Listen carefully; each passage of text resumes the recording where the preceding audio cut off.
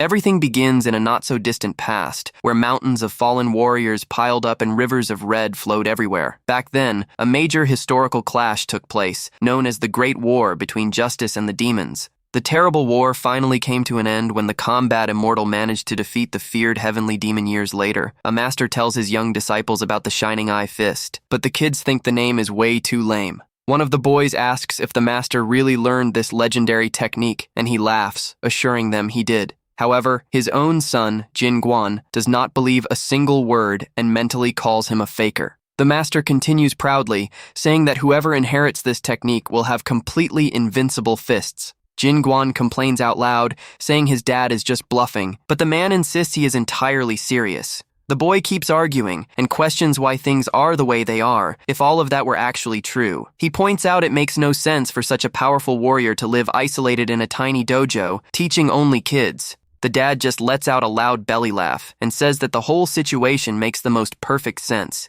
He explains that his fists are invincible and that the little disciples of the dojo are extremely adorable. The master adds in a whisper that he also has a kind-hearted son, making Jin Guan even more annoyed. Laughing out loud, the dad asks what else he could possibly want from life besides that simple and happy routine. However, all that peace comes to a sudden halt when young Jin Guan sees something terrible. The father, who always claimed to be invincible, ends up falling completely defeated right before his son's eyes. The man coughs up a lot of red onto the wooden floor, visibly at the edge of his life after the cowardly sneak attack. He appears severely injured with several swords and spears pierced into his back, but he still remains standing. Jinmu realizes they used a rare and fatal poisonous herb against him, commenting that they really went out of their way to find it. The ones responsible for this betrayal are precisely the master's own 4 oldest disciples. Among the traitors is the first senior disciple, known by the name of Jin Am. Right behind him comes Jokyeon, the second senior disciple of the group that planned the ambush. The third oldest disciple to participate in the sneak attack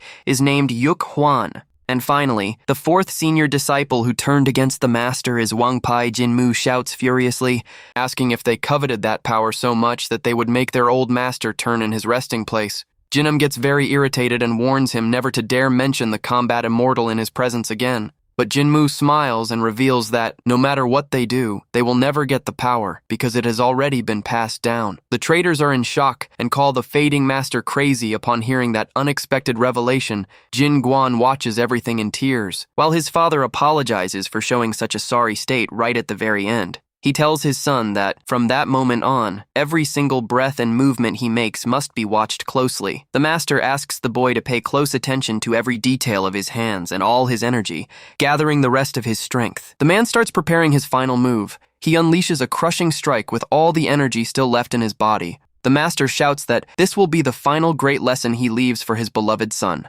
Desperate at the overwhelming power emerging, the traitors yell for everyone to attack together. Jinam shouts in a rage, demanding the master hand over that absolute power once and for all. But the final strike is released with incredible force, shining brightly in the air. The attack causes a gigantic boom that echoes through all the mountains in the region. A blinding explosion of light consumes the entire hilltop where the small temple stood. When the dust settles, Jingguan hesitantly approaches and calls out to his dad with a shaky voice. Jinmu smiles and admits his son might have been right about the invincibility just being a bluff. Even weakened, the master asks the boy if he managed to truly see and understand the strike. He proudly states that this is his fist and that it is indeed invincible. With his last bit of strength, the master reaches out to reveal the true name of that fighting technique. It is the secrets of the limitless fist, the ultimate martial art that uniquely adapts to each warrior. He places his hand on the boy's head and says he trusts his proud son will manage to master the style. And so, after asking his son Jin Guan to find his own path, the master's body gently fades into ashes. Young Jin Guan is left completely alone, carrying the weight of his legacy and the secret manual tucked away in his clothes.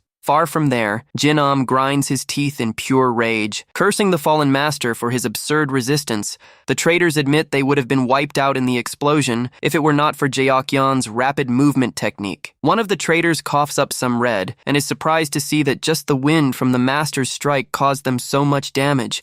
Jin coldly orders them to search for and eliminate all the remaining disciples, as well as Jinmu's son. He wants to make sure no trace of the master survives, planning to nip the problem in the bud. Aware of the massive danger, young Jin Guan runs desperately through the forest to save his own skin. He dashes quickly through the trees, fleeing as far away as possible from those assassins. The youngster hid in the mountains for 10 years and obsessively trained his straight punch, entirely focused on his payback. Finally, upon turning 20 years old, he managed to reach a whole new level of power. Jin Guan finally awakened the essence of his very own unique fighting style deep within that crevice. With his training complete, the young man realizes the time has finally come to honor his father's memory. Now 20 years old, Jin Guan is completely ready to go after his long-awaited payback. However, the world he returns to after spending a decade isolated is completely different from what he knew. The young man stops in his tracks, extremely confused by what he starts seeing around him. He watches people dressed like armored warriors and witches chatting about guilds and power ranks. Without understanding a single thing, he wonders what kind of weird world he just stepped into. He stares at the girls' modern clothes as they walk away laughing happily. The guy tries to process how things change so drastically in just 10 years of absence. He is shocked to see the short and flashy clothing styles that young women are walking around in nowadays. With a goofy smile on his face, he starts thinking that maybe the current world has actually improved a lot. Regaining his focus, he remembers that the old martial arts training village should be right around there. Looking ahead, he sees a huge, modern city, right where a simple village used to be. He mutters that a decade can move mountains, but it looks like the entire world was flipped completely upside down. Jin Guan decides to stop an elderly merchant to ask what in the world happened to that village. The old man finds the questions weird and asks if the young man has lived isolated in the mountains his whole life by any chance. The old man explains about the Gate conflict, a war against beings that emerged from rifts in the sky 10 years ago. He starts narrating that everything began when a gigantic hole suddenly appeared right in the middle of the sky.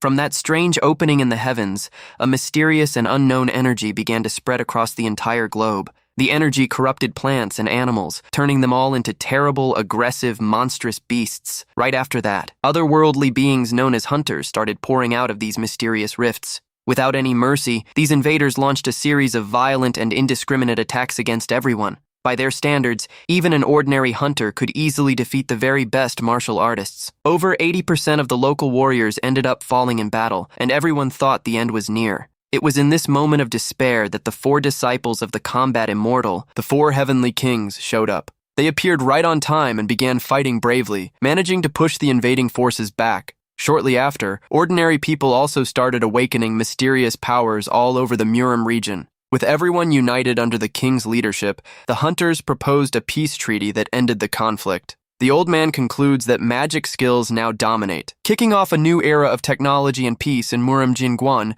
gets thoughtful and shocked upon realizing that his father's betrayers are now considered global heroes. The old man walks away grumbling that the kid should read the newspaper more often so he wouldn't be so clueless. The young man is lost in thought, finding it absurd that the same men who cowardly took his father's life are being called heroes. While he tries to digest all that madness, someone ends up bumping hard into his back. The blue-haired girl quickly apologizes, and the young man politely replies that it is all right. He watches her walk away and thinks the lady's clothes are quite revealing, but tries to focus back on his goals. He decides to head to an inn to gather more information and reaches into his robes looking for his coins. To his surprise, the young man realizes that all of his belongings simply vanished from his clothes. The panic hits hard when it dawns on him that his father's precious secret manual is also gone. With wide eyes, Jin Guan immediately starts connecting the dots about what just went down. Meanwhile, the blue-haired thief runs through a dark alley, celebrating the theft of that mysterious item. The young rank D hunter and thief, named Alice, examines the old book and complains about the awful smell it gives off.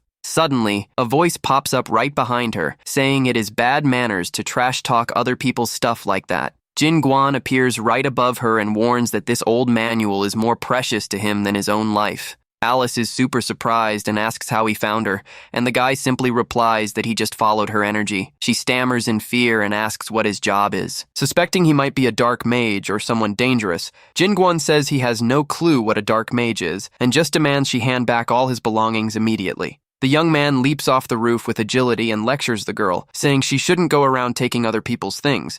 Alice realizes he can sense her energy effortlessly, concluding that his power level is way higher than hers. She decides to switch tactics, apologizes humbly, and asks if the noble warrior could lend her a little gold. The guy gets confused and asks what gold is, but mentions he has some iron coins, which the girl accepts without hesitation. She fakes a cry and makes up a sad sob story about her little sister being terribly ill and desperately needing expensive medicine.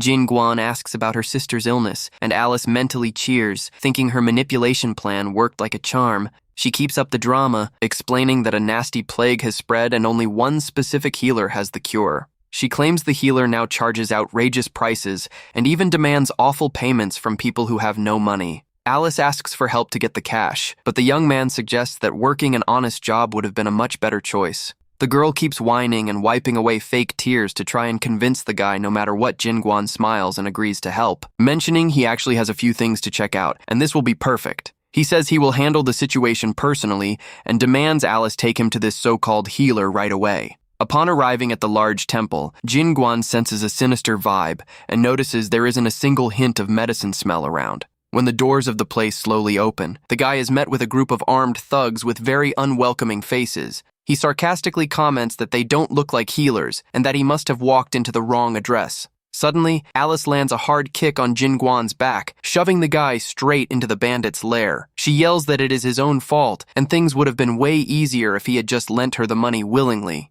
Alice reveals that the place is the hideout of a famous criminal guild, packed with dangerous rank sea hunters. The treacherous girl asks the thugs to give her a good price for the guy, while the bandits check out his physique. They comment that, since he looks like a homeless guy with no family, he will be the perfect merchandise to be sold off. However, instead of being terrified by the threat, young Jin Guan just gives a very mysterious little smirk. One of the masked thugs gets confused by his reaction and wonders if the guy has completely lost his mind. Jin Guan stands up calmly and says, "It is a huge relief to see that human trash remains exactly the same in the modern world." Angered by the guy's audacity, the bandit lifts his heavy weapon and yells for him to learn his proper place. The young man readies his clenched fist and thinks that, against criminals like this, he can test his strength without feeling an ounce of guilt. He channels all of his tremendous built-up energy and preps his ultimate strike to unleash on the opponents. Jin Guan repeats in his head that those guys are the perfect targets for him to test the true power of his fist.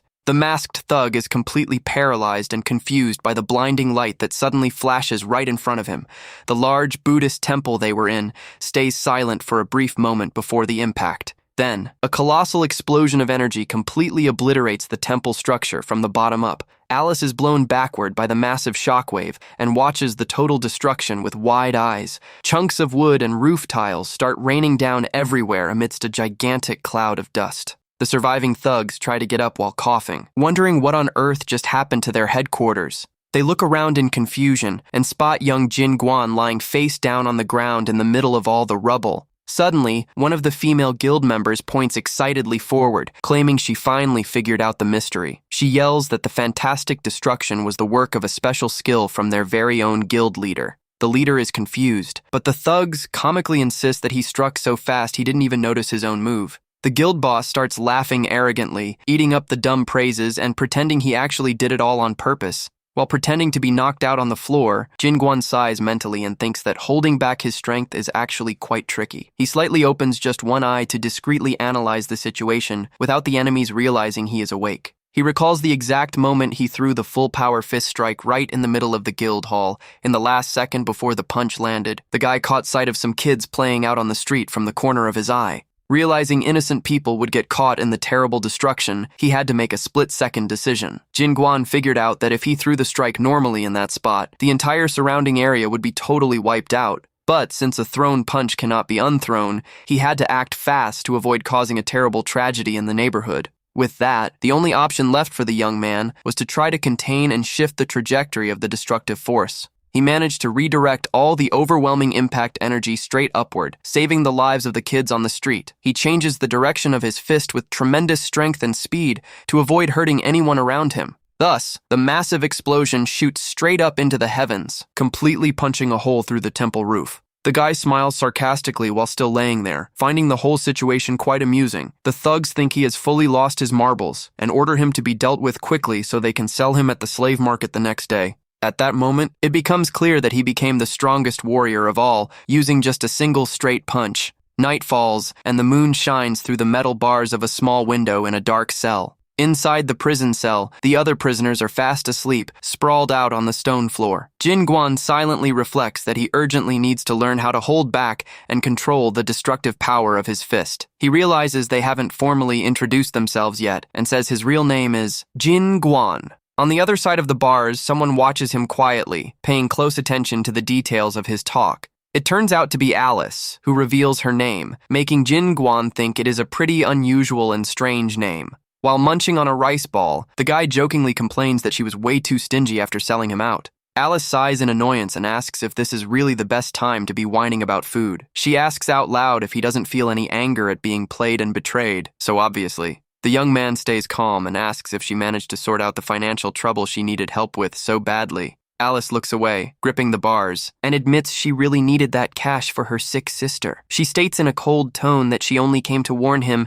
that she won't feel a single ounce of regret for what she did to him. The girl claims that in today's cruel world, the person who lets themselves be fooled by others is always the biggest fool. She trembles slightly while staring at the guy's calm back, trying to convince herself that she made the right choice. Jin Guan mentions he thought everything had changed, but realized that some things remain exactly the same. He calmly explains that, at the end of the day, his actions served to help cure her sick little sister. The youngster smiles and tells her she doesn't need to apologize, since he was the one who willingly offered to help first. He just asks her to make sure her sister gets properly treated with the money she got. Jin Guan adds that there is no greater regret in life than failing the mission of protecting your own family. Feeling awkward, the girl turns around quickly and starts calling him a dumb beggar to hide her shyness. The guy only asks one favor in return, that she keeps his secret manual safe until he can come back to get it. Alice reluctantly agrees to the request, faking a complaint that the book smells bad and she won't keep it for long. She tells him to hurry up, while the next day a carriage travels taking the prisoners through the forest. The guards fearfully comment that the dense forest is extremely creepy. Even in broad daylight, one of them explains that the guild's outpost is hidden out there in the middle of nowhere to avoid trouble with the Hunter Association. The road passes right by a warning sign alerting that this is a dangerous rank B monster zone. A short while later, the carriage finally stops, and the guards announce they have reached the trip's final destination. They violently swing the cage open and order all the new prisoners to step out quickly without making a fuss. The man in charge of the place asks about the new arrivals, and the guard replies they brought a strong and very resilient guy. The chubby trafficker licks his lips in a gross way, eager to check out the muscular new merchandise he received. The overseer yells with authority, ordering everyone to move and threatening to break the limbs of anyone who dares slack off on the job. To everyone's surprise, Jin Guan shows up happily eating a colossal amount of fried chicken. Next, the staff washes the guy's hair flawlessly, saying that buyers hate greasy hair. They scrub Jin Guan's muscular body with scented soap to give him a pleasant aroma for the auction, chilling in the warm bathtub. The young man happily celebrates finally washing off 10 years of accumulated dirt. One of the guards gets outraged, seeing the guy smiling and relaxing so much in the tub, even when he is about to be sold off. Suddenly, the same elderly merchant from before shows up in the room and surprisedly comments that this must be the work of fate itself. Jin Guan asks if he wasn't a peddler, and the old man explains that was just one of his many daily jobs. The old man says his nickname is Sip Japsu because he works over 10 different jobs, and the guy formally introduces himself. Sip Japsu pities the situation, but Jin Guan says the place seems great for offering a hot bath and good food for free. The chat is rudely interrupted when the heavy boots of a guild guard step through the bath steam. The guard walks in with a scowl and angrily questions the staff why they haven't started branding the guy with the hot iron yet. He walks up to Jin Guan and demands to know why the kid is already putting his clothes back on before going through the process. With a rulebook in mind, Jin Guan refuses the brand and snaps the iron chains off his wrists as if they were fragile threads. He cheerfully explains that his body was a precious gift from his parents, and because of that, he refuses to accept any brand on it. One of the thugs tries to grab Jin Guan by the shoulder, but the guy simply keeps walking like it is nothing. Accidentally, Jin Guan ends up dragging the guard by the arm with absurd ease while complimenting their work. The other criminals are shocked to see that bizarre scene and yell for everyone to grab the kid right away. Meanwhile, in a lavish part of the huge mansion, Jin Guan walks thoughtfully. Checking out the rich decor of the place, he is impressed by the gigantic size of the mansion and figures his first goal now should be finding the exit. The guy spots 2 kids who seem to work there and politely asks if they know the way out. Shaking with fear, the little ones say they know the way, but ask if the things he is carrying aren't too heavy. The young man asks what would be heavy, completely oblivious to the fact that he is dragging a whole pile of defeated thugs with a single hand. They finally reach the property's main gate, and the kids point out that this is the exit of the mansion. Suddenly, a shout echoes behind them, warning that it is completely useless to try and escape from that place. The chubby trafficker shows up laughing with several armed guards, saying he already saw this escape attempt coming. He proudly reveals he hired a rank C hunter named Myung Chung to guarantee their security.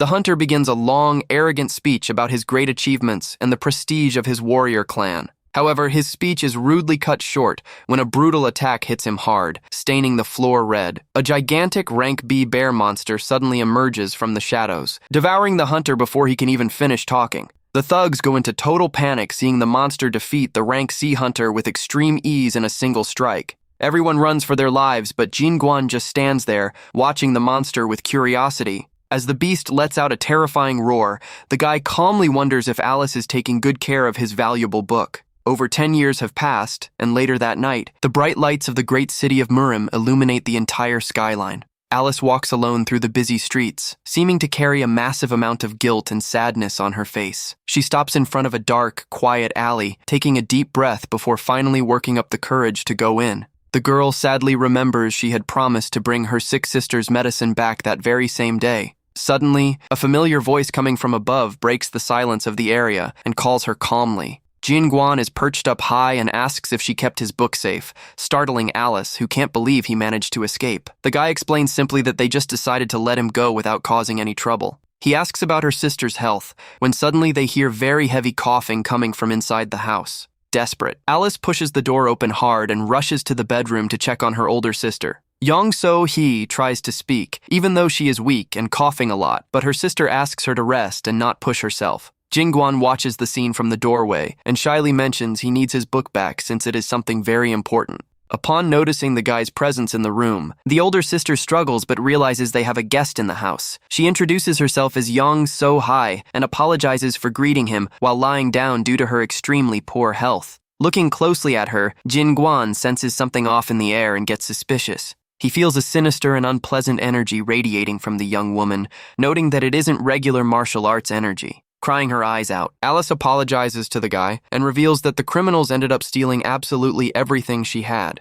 She explains that the bandits took the money for her sister's medicine and also the secret book he had asked her to keep safe. Devastated by her own failure and the immense injustice, the girl cries bitterly, collapsed on the wooden floor. She remembers when the guild leader charged absurd interest rates for the previous medicine, demanding impossible amounts. The thug forcefully deducted everything, leaving her with only 30 coins, acting like a complete, ruthless scammer. She recalls with deep resentment the humiliation she suffered when she was tricked so cowardly by those criminals. At that moment, she at least tried to grab her pouch that was dropped on the ground near the plants. But the leader arrogantly stated that the belongings now belonged to the guild, since the owner of the items was locked up with them. The thug started mocking Alice cruelly, laughing at her naivety for trying to get her stuff back from there. To make matters worse, one of the men violently assaulted her with a hard kick to the stomach, leaving the girl sprawled on the ground in immense pain.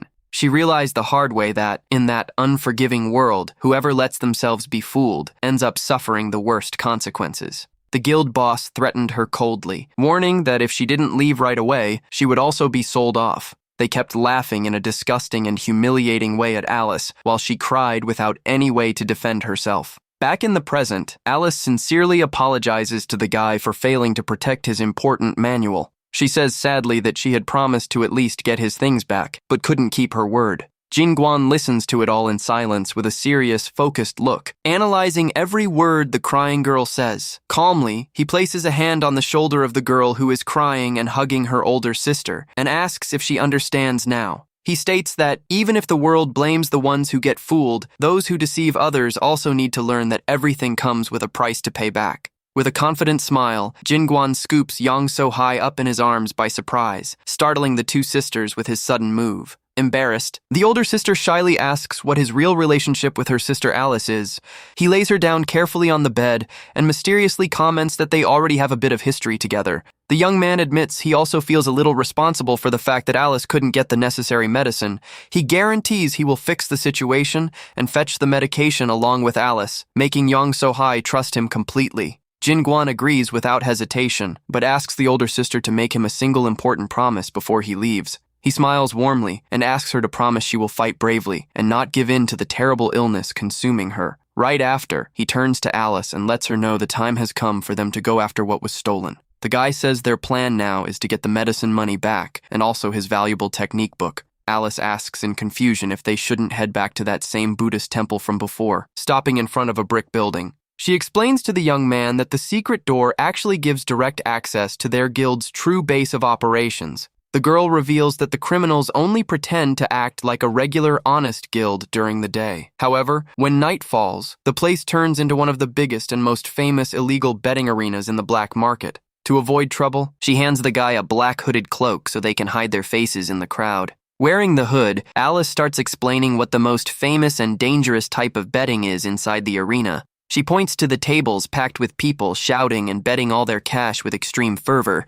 She finally points out the exact spot where the main and most bizarre betting match is taking place. It is a violent slapping competition, where fighters take turns delivering brutal smacks to each other's faces. Jinguan is completely baffled and asks if they really bet money just to watch men slap each other. Alice confirms they do, when suddenly a mysterious shadow appears right behind them, asking who they are. The mysterious person says he recognized their voices from afar and already knew it was Jinguan, and Alice Sip Japsu shows up dressed in bizarre women's clothing serving drinks, making Jinguan comment that his fate is pretty troubled. He asks in all seriousness if the boundaries between men's and women's clothing have simply ceased to exist nowadays. Alice shows a look of profound disgust at the old man's bizarre outfit, while Jinguan decides to just let the subject go laughing. The old man tells them to stay calm and says he will finish explaining the rules of that weird slapping game. He points to the ring and explains that the two competitors stand face to face across a wooden table. The basic rule is that if the fighter taking the slap holds his ground without falling down, it becomes his turn to throw his own strike. However, if the competitor can't handle the impact force and ends up collapsing on the floor, he is considered the loser of the round.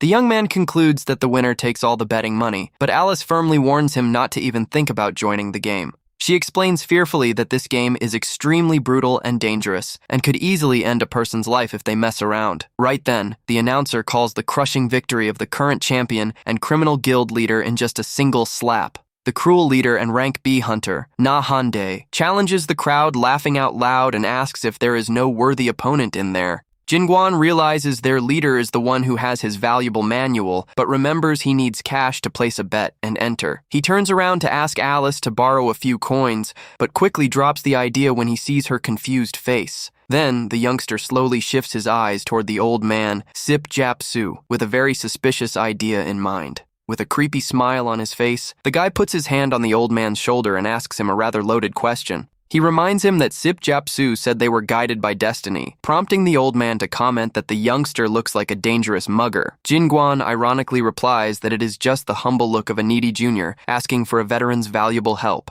The guy celebrates holding the acquired bag of coins, while the old man fake cries saying it is just a sponsorship for the youth. Nahande keeps yelling arrogantly in the ring, challenging anyone to put even their own families on the line as a bet. Suddenly, a heavy bag full of gold coins is slammed down hard right in the middle of the arena's betting table. The announcer shouts excitedly that a new, mysterious hooded challenger has just stepped up to fight for the night's prize. Taking off his hood, Jinguan reveals his identity to the surprised leader Nahande and asks if he is the one holding his secret manual. The criminal lets out a sarcastic laugh, and the event announcer respectfully asks who gets the right to start first. Pointing disdainfully at his own cheek, the arrogant champion says to let the slave throw the first slap, no problem. The crowd begins mocking Jinguan cruelly, laughing out loud and saying the kid will definitely be beaten and sold off again. But the truth is, Jinguan is solely focused on finding a way to resolve the situation without causing massive damage. He knows very well that the destructive, overwhelming force of his clenched fist could easily harm innocent bystanders.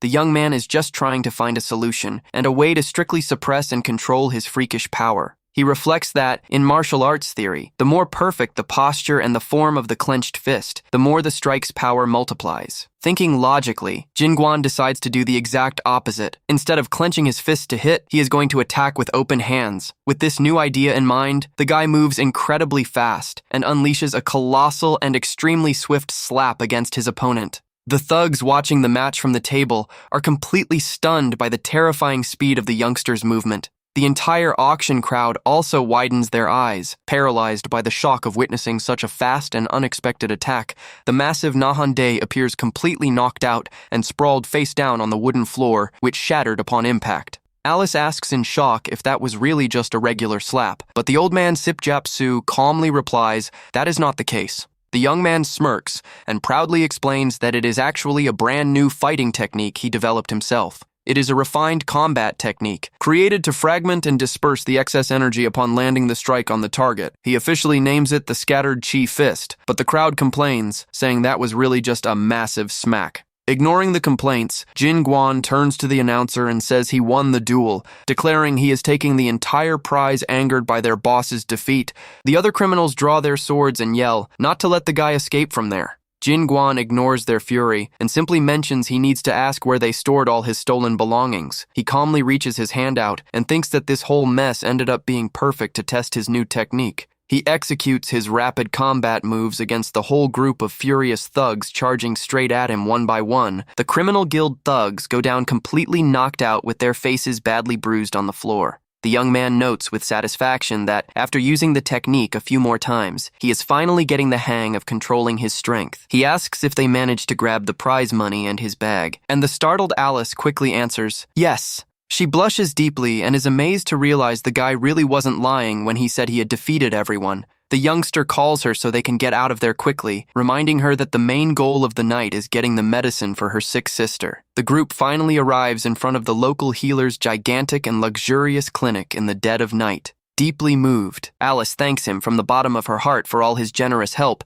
saying she always knew he was a kind-hearted man. The young man just smiles and tells them to save the thank yous for later and get inside right away without wasting any more time. Jin Guan opens the large wooden doors of the clinic and steps in, facing a thick, mysterious mist in the hall. He suddenly stops in his tracks, sensing a very weird scent that instantly puts him on high alert. He remembers back when he was a kid and ended up feeling super sick from a horrible odor coming from his dad's exotic bath. At the time, his dad laughed out loud and said a real man of the dojo should be tough enough to handle that smell. However, right after that, his dad ended up feeling sick too, proving the smell of that mixture was way too strong. The youngster held his nose, not understanding why his dad insisted on sitting in the middle of that dark, stinky water. The father then asked if the boy knew what his biggest regret in his life as a warrior and martial artist was. He revealed that, because he couldn't stand that odor, he ended up failing his mission to achieve a body immune to all types of poisons. The master explained that, having a much sharper sense of smell than other people, he simply couldn't handle the stench. Back in the present, Jin Guan recognizes the smell and realizes the air in the clinic is laced with the energy of poison techniques.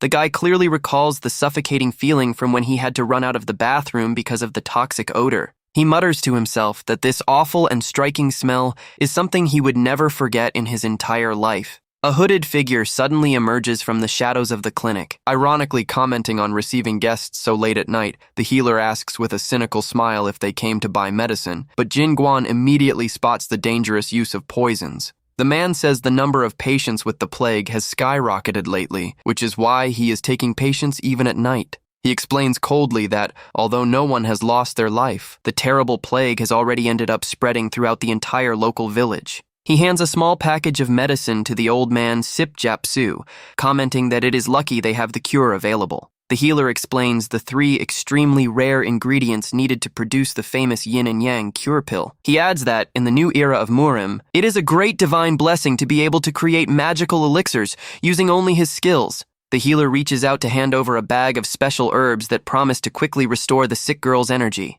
Very happy to finally get the treatment, Alice grips the bag of herbs tightly and smiles as she thanks the doctor. He makes a friendly gesture with his hand and warns that her sister must keep taking the medicine until she is fully recovered. He kindly adds that if she happens to feel any other type of body pain, she can come back to see him. However, the chat is cut short when Alice notices Jin Guan rummaging through the clinic's drawers without any permission. The guy turns around calmly and says he is just checking out the drawers, mentioning there are a lot of interesting herbs stashed in there. The doctor ignores his behavior and delivers some bad news, faking regret as he announces the price of the medicine is going up even more. He claims the demand for the cure pills has grown so much in the last few days that it is hard to keep up with treating everyone. After leaving the clinic in the dead of night, the healer says goodbye, wishing them a safe trip home, and Alice replies in relief for finally securing the meds. However, as they walk, the girl looks at the medicine bag with worry, thinking that all that money should have lasted at least a whole month. She keeps wondering what they are going to do to survive the following week, while Jin Guan just listens to her in silence. Suddenly, the young man excuses himself for a second and takes the medicine bag from her hand, leaving the girl confused and startled, not understanding what he is doing. Jin Guan says he just needs to check one thing and opens the package to examine the dark pills stored inside. Without hesitating for a single second, the guy tosses one of the pills straight into his mouth and starts chewing. Alice freaks out and yells, asking what he just did, reminding him that cost a fortune, but the guy simply replies he has been burning a lot of energy lately and needed a boost. The young woman mourns the waste of such expensive medicine, while Jin Guan complains she shouldn't be so stingy, all under the watchful eye of the old man Sip Japsu. Watching the youngster's attitude from afar, the old man Sip Japsu seems to realize there is something very sketchy going on there. A little while later, the scene shifts to a calmer, quieter place, away from the busy streets of the village. At their house, the sick sister, Yang So-hai, takes one of the purple pills Alice managed to bring for her treatment.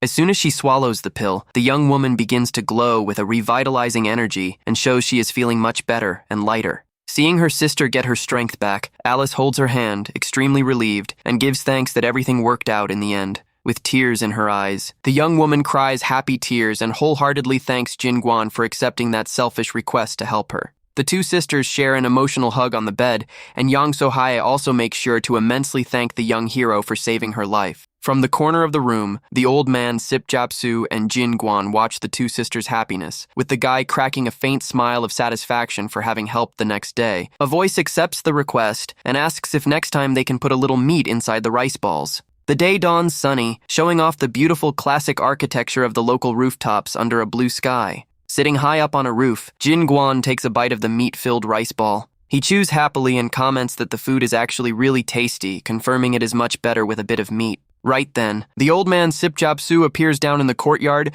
and asks what the youngster is doing sitting all the way up there. Jin Guan replies that the view from there is amazing and makes the food taste even better, taking the chance to ask how young Alice is doing. The old man shares that she finally fell into a deep slumber and seemed like she hadn't slept right in many days, while the two sisters rest hugging each other in bed. Suddenly, extremely light and silent footsteps echo across the tiles of the roof where the young man is sitting. Sip Japsu appears in the blink of an eye right behind the guy, prompting Jin Guan to comment that he is clearly a martial artist too, which the old man quickly tries to brush off. The old man gives a slight smirk and says he is just an old geezer who couldn't adapt to this modern world and has to juggle 10 different jobs to survive. Then, Sip Japsu changes his tone and reveals he saw very clearly what the youngster did earlier when he grabbed the healer's medicine pack. The mood gets serious between the two on top of that roof as the old man continues to reveal what he figured out. He says he clearly saw when Jin Guan used his agility to swap the medicine bags without anyone noticing. The old man asks if he snagged an identical bag straight from one of the healer's pharmacy drawers, commenting on the impressive speed of his hands.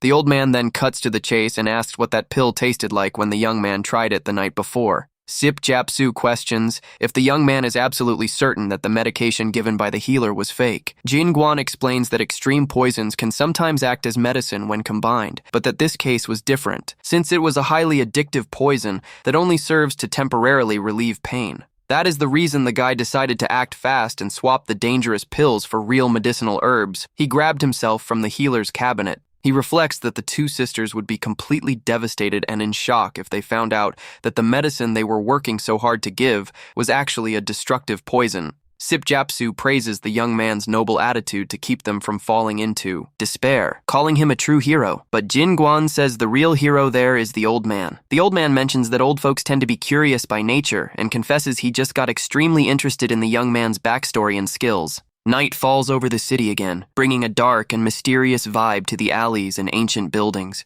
Inside a dark room, the healer hands over a monthly payment to two mysterious figures dressed in dark cloaks and wooden masks. The healer smiles friendly, saying he chipped in a larger amount than usual, and asks when his official membership in the organization will finally be approved. The man in the wooden mask mocks his attitude, commenting that the job of selling meds must have made his tongue too sharp for him to bring up the main topic so directly. He hands a small leather pouch to the healer and tells him to take that batch of pills first, receiving a humble thank you in return. However, upon taking the package, the healer gets visibly tense and worried as he notices how light the bundle is. He opens the leather bag and remarks with a fake smile that the amount of pills seems a bit less than agreed, but the masked man replies that it is correct. The masked man explains coldly that the distribution of mana stones has dropped across the entire organization recently and warns that if he wants the same amount as before, he will have to prep double the tribute. The healer swallows hard and forces a smile, hearing that he needs to show way more dedication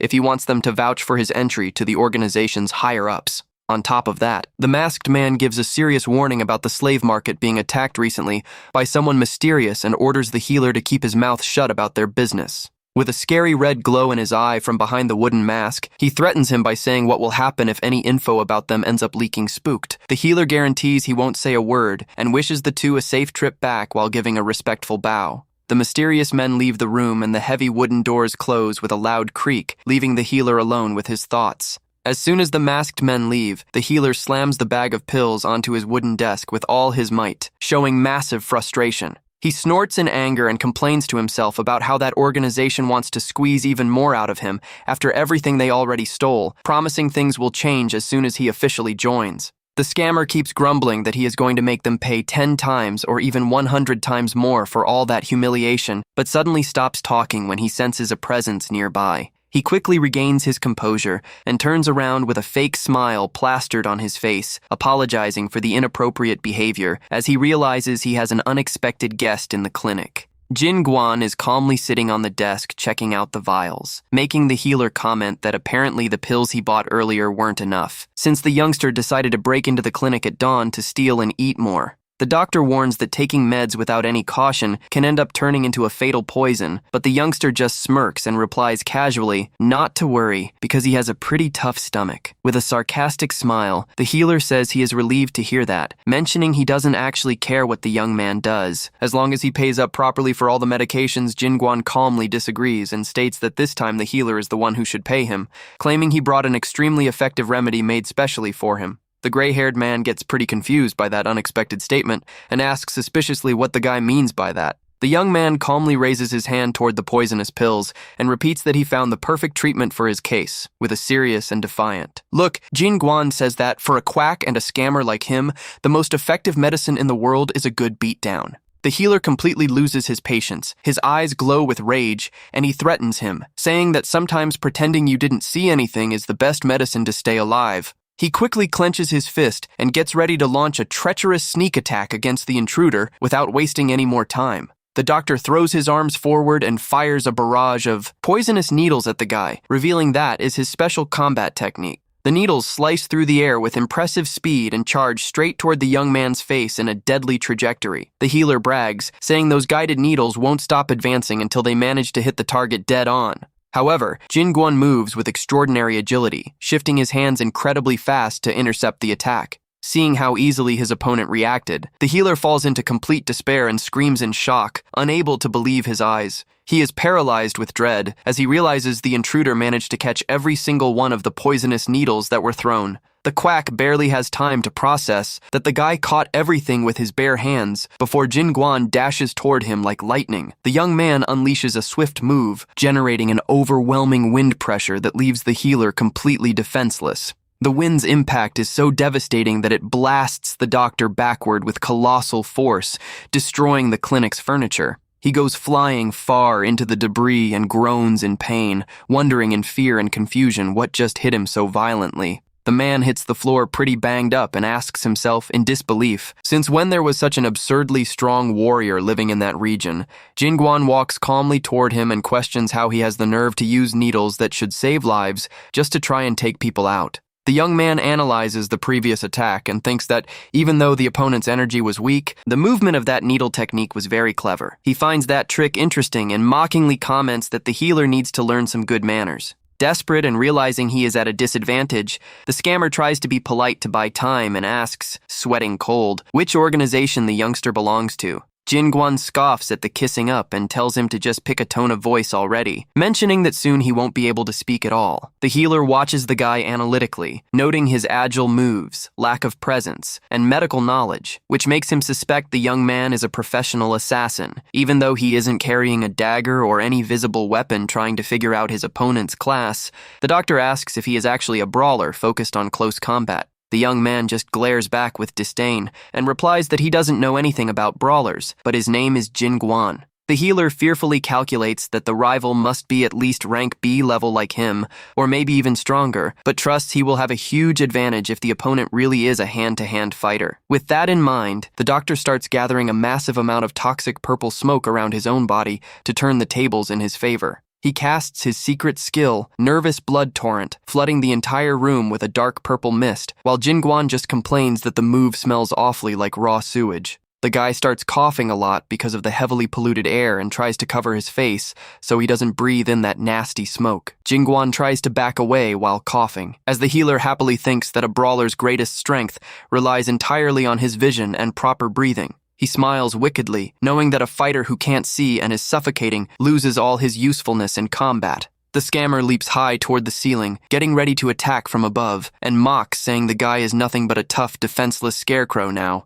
Focusing a bright purple energy into his fist, the villain yells furiously that he is going to make the youngster be the very first witness to see his most powerful technique. He comes down hard, unleashing his poison vortex strike, creating an explosion of dark energy all over the clinic hall. The healer smiles victoriously in the dust, believing he managed to defeat his opponent with that overwhelming attack. Suddenly, the young man appears right in front of him without a single scratch and coldly remarks that the fairest thing to do in this situation is to return what was received. With a surgical and swift move, Jinguan strikes the villain's wrist, making dark red splatter as he promises to show off his own combat skill. The guy cracks a defiant smile and reveals he is going to use that fist technique he just recently learned. The healer lets out an unbearable cry of pain, feeling the impact of the blow. Realizing the kid's strength is crushing, Jinguan makes a disgusted face and complains that the smell of that poisonous blood is absolutely revolting, confessing he is almost getting sick from that odor. The villain jumps back in a hurry to get some distance, grabbing his wounded hand and bleeding heavily after taking the counterattack. He quickly uses a greenish first aid energy to stop the bleeding and close the wound. While wondering in horror if there is any brawler technique that uses just the fingertips so lethally, Jinguan stares him down with a confident and mocking look, revealing with a smirk that what he just used isn't a regular system skill. Jinguan calmly raises his index finger and tells the opponent that this is a technique he developed himself, calling it a finger. Then, he puts his middle finger and index finger together to form what he defines as a fist, made exclusively out of fingers. The guy smiles confidently and gives the official name to his new creation. The finger fist, Baekmundo, gets furious and yells that the youngster is just talking nonsense, complaining he has never heard of a skill that sounds like it came straight out of a comic book. He tries to punch or block the attack, but the youngster is way faster and lands a precise finger strike on his opponent's arm. The attack hits one of the vital energy points located on the healer's shoulder with absolute precision. Baekmundo lets out a terrible scream of pain upon getting hit, while Jinguan calmly repeats that this is not a system skill. Pointing his fingers at the villain again, the young man repeats the name of his finger fist technique with a smile on his face. The doctor tries to fire back, saying he has never heard of such a thing, but ends up being cut off before he can finish his sentence. He gets hit by another spot-on strike and lets out a loud groan of pain while trying to defend himself from the relentless attack. Jinguan readies himself with his fingers up in a fighting stance, leaving Baekmundo completely speechless and trembling under so much pressure. The doctor takes a few steps back in fear and gets into a defensive stance, seeing the youngster slowly walking toward him. Shaking with anger and fear, the healer screams, asking how long that bastard plans to keep mocking him like that. Jinguan leaps at him, commenting that for someone so weak, his voice is very imposing, reminding him that great masters usually defeat their opponents using only their fingers. Baekmundo finally realizes what is happening and figures out, sweating cold, that the youngster is targeting his acupuncture points, and that he really is a martial artist. The villain yells that he won't be beaten by a trick from the past and tries to guard himself so he can counterattack next, believing the guy's technique will be useless if he defends his vital points. But the young man ignores his defense and applies the finger fist to completely paralyze the upper half of his opponent's body, making him scream in pain. The The guy keeps throwing rapid strikes, announcing he is going to paralyze his wrist and elbow with the finger fist just to teach him some good manners. With a smile on his face, Jin Guan finishes the quick combo of attacks using only the power of his finger fist. Baek Mundo drops to his knees howling in agony as he feels his entire nervous system and internal structure get severely damaged by the blows. The villain is left sprawled on the floor groaning in pain, unable to utter a single coherent word, and realizes in horror that the kid actually used his fingers to silence him completely, panting heavily and drooling from exhaustion. The healer can barely stand up and curses his opponent, calling him a crazy bastard. He complains angrily that the issue isn't the fingers themselves, but the fact that the youngster is just hitting him with pure freakish brute strength. Jin Guan just smirks and mockingly explains that things are this way simply because he decided they would be. The young man recalls back when he trained hard in the past and made a solemn promise that he would never lose to selfish, cheating people like that man. He remembers swearing to be the best at everything, from his dedication to martial arts down to the integrity of his own character and physical appearance. The guy adds with a funny and dramatic flair that he swore not to lose even in rock, paper, scissors games, leaving the villain confused by that sudden mood swing. Jin Guan jokes that if the doctor wanted to beat his finger scissors, he should have thrown rock, but warns that if he threw rock, he would get crushed by his four main fists. Consumed by the rage of being ridiculed by a mere martial artist, Baek Mundo grabs a small vial of purple elixir from his pocket to show the power of a rank B hunter. He downs the elixir, boosted by the mana stones he gathered with so much effort over time to drastically increase his own combat power. The healer's body begins to give off a dark, violent aura as he activates his special poisonous blood release skill. Laughing insanely with his new powers, the villain celebrates feeling his strength has now far surpassed rank B, reaching the power level of a rank A hunter. He starts gathering all that dark, destructive energy right in his chest to unleash a definitive attack. Baek Mundo charges forward confidently to show off what he calls absolute power, while Jin Guan just stands there calmly waiting for him. Facing his opponent's furious charge, the young man just takes a deep breath in a calm and controlled manner. A massive flash of light suddenly bursts in the middle of the clinic hall, completely blinding the view of the fight. The healer stops in his tracks, extremely shocked to see an empty, glowing hole right through his own abdomen. He goes totally pale and horrified, looking down to see the damage done to his body by that illusionary strike. The villain starts shaking from head to toe, still not understanding the bizarre technique that hit him so unexpectedly.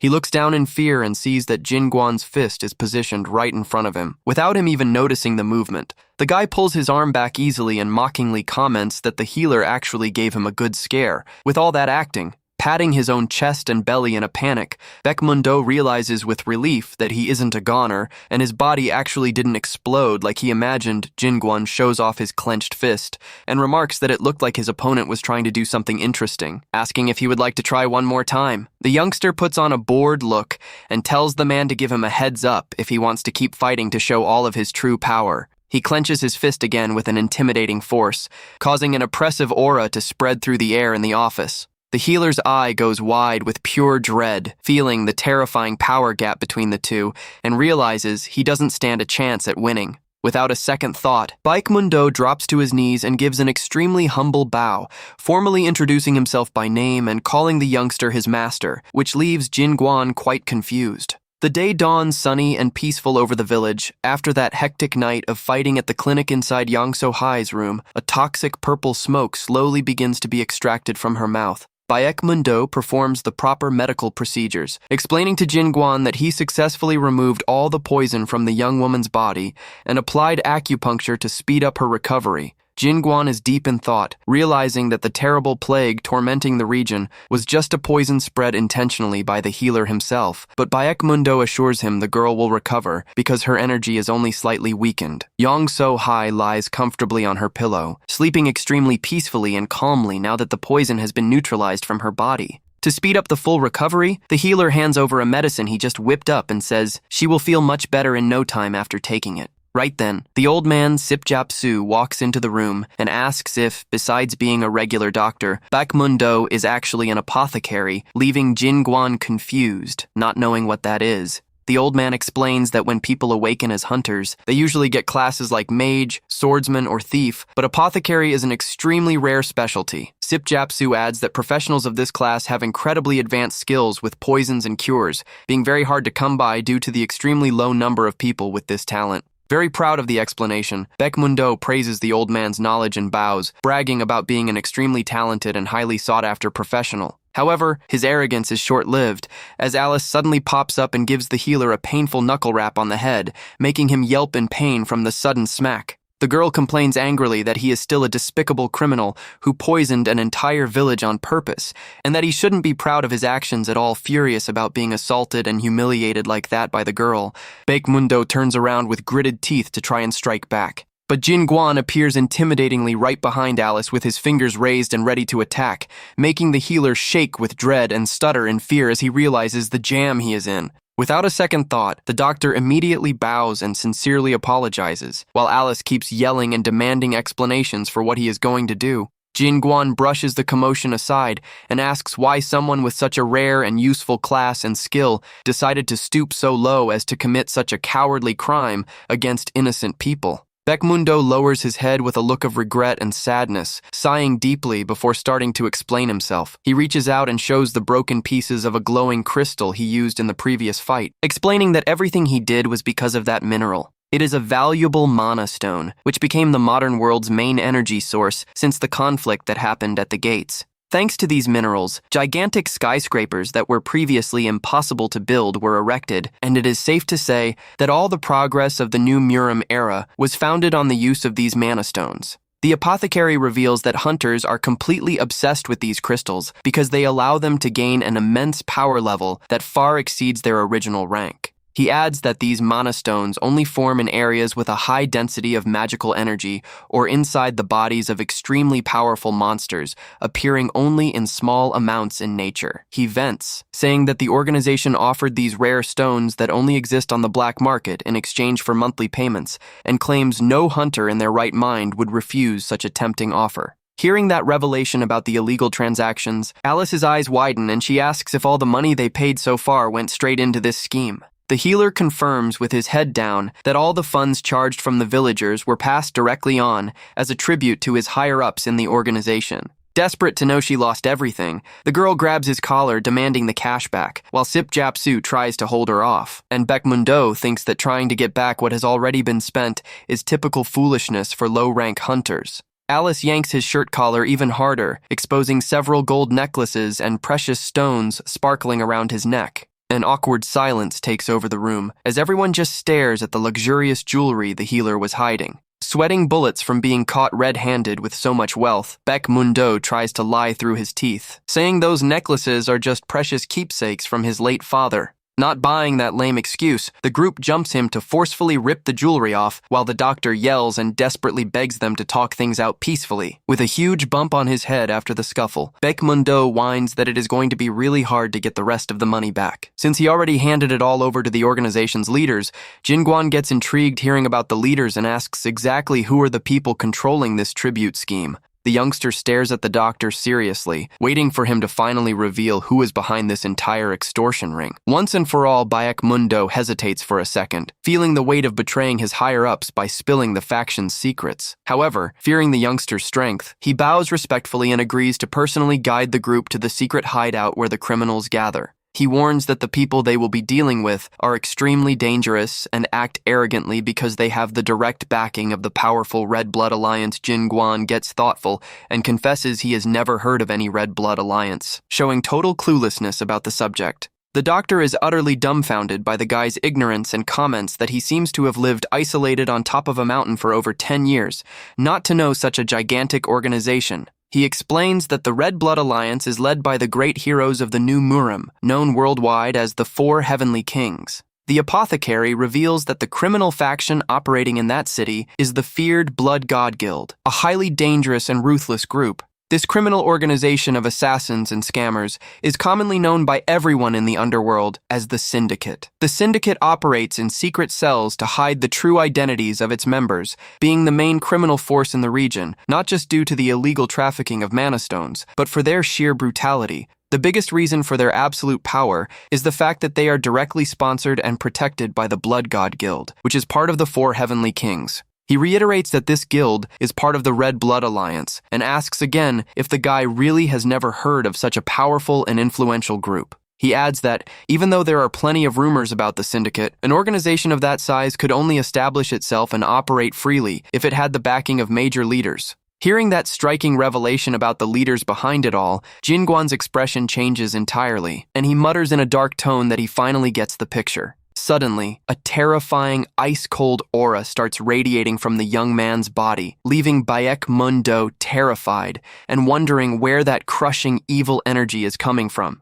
Alice and the old man, Sip-Jap-Su, also feel the sudden, brutal shift in the atmosphere and freeze completely in pure cold sweat. The healer starts shaking uncontrollably as he realizes that this overwhelming pressure is actually a pure and bloodthirsty killing intent. A creepy red glow appears in Jinguan's eyes as he recalls the important words of his late father. He clearly remembers when his dad taught him his combat techniques and explained that the extraordinary power he was passing down should never be used to hurt innocent people or seek personal revenge. While the toxic purple smoke leaves Yang So-hai's lips once and for all, the guy remains deep in his childhood memories. The young man clenches his fist with an overwhelming force, making the dark energy boil around his hand, and mutters bitterly that things ended up taking a very weird turn, completely different from what his dad planned. Jinguan looks at his own hand and thinks he believed he had understood all his father's teachings over the past 10 years, but admits that those words about avoiding payback are still the hardest to swallow. He cracks a faint smile and thinks that now he has one more strong personal reason to put an end to this whole situation.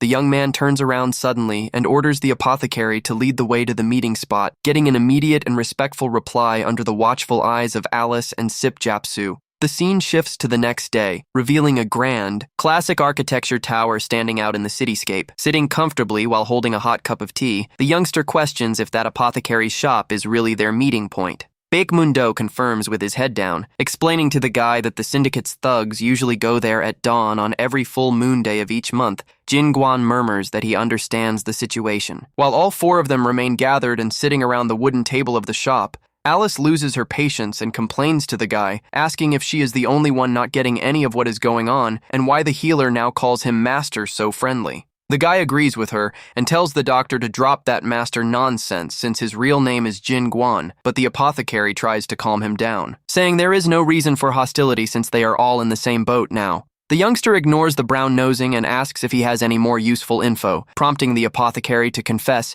he actually doesn't know anything else beyond that. However, the healer guarantees he is sure of at least one very important thing that happened recently. He says that on the last tribute delivery day, the mobsters were completely furious because some crazy guy had broken in and destroyed a slave market they controlled. The apothecary adds with a dark look that whoever did that surely isn't going to get another peaceful night of sleep because of their wrath. Jinguan gives a smirk and amusingly comments that whoever this invader is, he seems to be another virtuous hero just like him. Leaving Alice with a blank stare, Baekmundo theorizes that since there must be a lot of other groups trying to get their hands on the mana stones, the smaller factions under the syndicate must be making moves to try and please the bosses. Next, the doctor shifts to a worried tone and asks if the youngster really plans on picking a fight with a group as powerful and dangerous as the syndicate. The young man answers with total calmness that he finds it really annoying to see a bunch of weak cowards making a mess in his hometown, leaving the healer baffled to realize that is the kid's sole reason. Jinguan stands up and says that now that things are cleared up, what they need the most is information, asking if the old man Sip-Jap-Su knows anything useful to help them. The old man says he doesn't know their secret identity either, but admits having a good idea of where to look for them, which makes the youngster hire him for free right on the spot, leaving the old man complaining mentally that the kid has no shame. Wasting no time, the youngster orders the healer to go get black outfits identical to the ones the syndicate members wear to their meetings. Ignoring his complaints about the nickname he got, Jinguan instructs Alice to keep an eye on the healer and help treat the sick folks in the village without letting him out of her sight, getting an immediate nod from both of them. As the imposing wooden tower stands out against the blue sky, the healer is left wondering, intrigued, what the guy wants those mobster robes for. In a lavish oriental temple, the reception guards bow respectfully to welcome a mysterious figure dressed in the dark cloak and wooden mask of the syndicate. One of the brown-clad guards looks visibly tense and sweating with nerves, timidly reminding him that the guild already paid the demanded tribute for that month. The man asks very cautiously what brings the syndicate rep back there so soon, as Jinguan, disguised under the cloak, slowly walks through the hall. From behind the wooden mask, the young man shoots a terrifying, glowing look and asks if the guard really knows who he is. In a quick flashback, the healer appears desperate, asking if the guy intends to hunt them down alone, even knowing they operate in secret, decentralized cells, and Jinguan replies that is exactly why he is going to handle it personally. Back to the present, the guard stammers in confusion and points out that the supposed mobster had just visited the place only 2 days ago. Sensing the imminent danger, the man tries to back away quickly to send a warning to the higher-ups inside, but is abruptly cut off by a swift movement. The young man preps his devastating fist for the attack and reflects that if you close and block every exit to the rat holes, they won't have a choice. He thinks that the rats hiding in the shadows will eventually be forced out of their holes, while the grand wooden tower stands tall for just a few more seconds. With a single, overwhelming punch from Jinguan, the massive guild building is completely blown up and reduced to dust in a fraction of a second. Thick smoke and chunks of wood and stone fly in all directions after the monstrous impact of that destructive blow. The locals and pedestrians walking nearby fall into sheer panic and scream in fear, not understanding what caused that terrible explosion. People start pointing in awe at the rubble, realizing that the building of the corrupt loan sharks who extorted everyone just went up in smoke, while the hooded youngster's silhouette calmly walks away from the ruins. The guy walks back out onto the cobblestone street under the shocked and impressed stares of the people around him, including the old man, Sip Japsu. The old man watches the whole scene from afar and mutters that he is completely speechless in the face of the youngster's monstrous power. He reflects in awe that a kid of only 20 years old possesses such crushing strength that doesn't rely on system skills, but on pure martial arts. In a modern era where martial artists have completely lost their place, Sip Japsu is incredibly grateful to have lived long enough to witness the rise of such an unprecedented hero, and happily points the way to the youngster's next target. As they walk through the streets with Jinguan in disguise, the old man comments that there is just one important detail bothering his mind quite a bit, prompting the guy to ask if there is a problem. He explains that, just as the apothecary said earlier, the power and importance of mana stones in the current world are absolutely massive. The old man adds that the Hunter Association manages these crystals with extreme strictness due to a peace treaty with the 4 heavenly kings, warning that the situation changes completely if the Red Blood Alliance is actually tied to the syndicate. Sip Japsu seriously points out that this case isn't a regular crime by just any faction, reminding him that the sole reason for the current peace in the world is the treaty set between the Hunter Association and the 4 heavenly kings. The masked youngster just listens to the advice calmly and answers that if they really have any connection to this alliance, it is something easy to find out. The young man stops in front of the entrance to a new temple, guarded by 2 warriors in blue, and states they will uncover the truth as soon as they run a little check on the place. One of the blue guards notices the hooded figure approaching and asks in confusion what is going on there from behind the wooden mask. The young man flashes a dark smirk and jokes that he is going to suggest a little guessing game to see if they can figure out who he is. The guard gets really confused and tries to answer by asking if he isn't one of the official reps sent by the syndicate. Before the guard can even finish his answer, a massive boom echoes with the guy playfully hitting back that his answer was correct. In an overwhelming sequence of destruction, the Thieves Guild, the Black Market Smugglers Association, and the human traffickers are imploded one by one with destructive punches from the guy that leave absolutely nothing standing out on the village streets. People start chatting excitedly that the city's vibe has changed for the better lately, giving thanks to a mysterious warrior who took down another criminal guild in the blink of an eye. The locals celebrate the faceless, nameless hero who always wears a dark cloak and a wooden mask to hide his identity. Considering him the true savior of these times, the crowd cheers together in celebration, calling him the village hero and the masked wanderer with immense gratitude. Hidden in the shadows and wearing his disguise, Jinguan hears all the cheers and celebrations from the people in silence. Meanwhile, in the organization's secret hideout, one of the members reveals that 80% of the southern branches and 70% of the northern branches have been completely wiped off the map. The feared rank. A hunter and second-in-command of the syndicate, Xianwu Tan, angrily states that the fact the invader knows the location of the branches and wears their uniforms points to the presence of a traitor working inside the group. He guarantees his tablemates with absolute certainty that there is definitely a hidden spy working. Against their organization, one of the female leaders laughs mockingly and argues it was just a regular uniform, claiming that talking about a spy is a massive exaggeration on his part. The woman keeps provoking and points out that Xianwu Tan himself was the one in charge of managing the destroyed branches, suggesting the defeats actually just show his own incompetence in leadership. The hooded supreme leader loses his patience with their petty bickering and harshly orders them to shut their mouths immediately.